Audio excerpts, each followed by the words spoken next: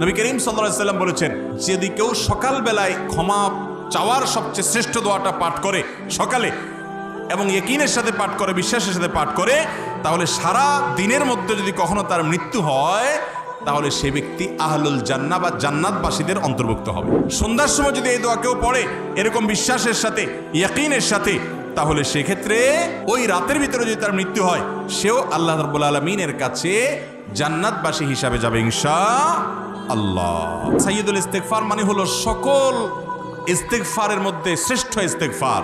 সাইয়্যিদুল ইস্তিগফার মানে হলো আল্লাহর কাছে মাপ চাওয়ার শ্রেষ্ঠ এবং সবচেয়ে উত্তম দোয়া। বলে দিব কোনটা? আল্লাহুম্মা আনতা রব্বি, হে আল্লাহ আপনি আমার রব, লা ইলাহা ইল্লা আন্ত, আপনি ছাড়া সত্যিকার কোনো মাবুদ নাই।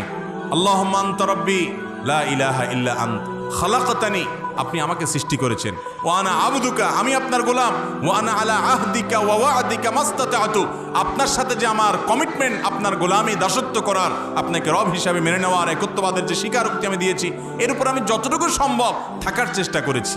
আউযু বিকা মিন শাররি মা সানাতু, কিন্তু এরপরও আমার দ্বারা কিছু অপকর্ম হয়ে গেছে, সেগুলোর ক্ষতি থেকে আমি আপনার কাছে পানা চাই, তার জন্য আমার জন্য কোনো ক্ষতি না হয়, শাস্তি না হয়।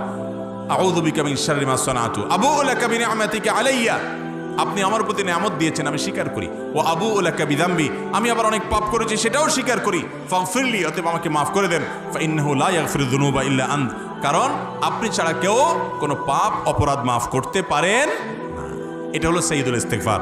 এই ইস্তিগফারের ফজিলত কি? এর ফজিলত হলো নবী করিম সাল্লাল্লাহু আলাইহি ওয়াসাল্লাম বলেছেন, যদি কেউ সকালবেলায় এই সাইয়্যিদুল ইস্তিগফার, সবচেয়ে ক্ষমা চাওয়ার সবচেয়ে শ্রেষ্ঠ দোয়াটা পাঠ করে সকালে এবং ইয়াকিনের সাথে পাঠ করে, বিশ্বাসের সাথে পাঠ করে, তাহলে সারা দিনের মধ্যে যদি কখনো তার মৃত্যু হয় তাহলে সে ব্যক্তি আহলুল জান্নাহ বা জান্নাতবাসীদের অন্তর্ভুক্ত হবে।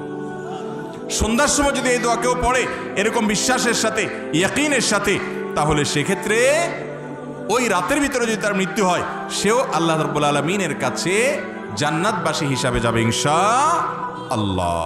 অতএব সাইয়্যিদুল ইস্তিগফার পড়বো তো ইনশাআল্লাহ। সাইয়্যিদুল ইস্তিগফার এটা আমাদের মধ্যে একেবারে মুখস্থ হয়ে যাওয়া উচিত, বারবার করে আমাদের পড়া উচিত। মানুষ মারা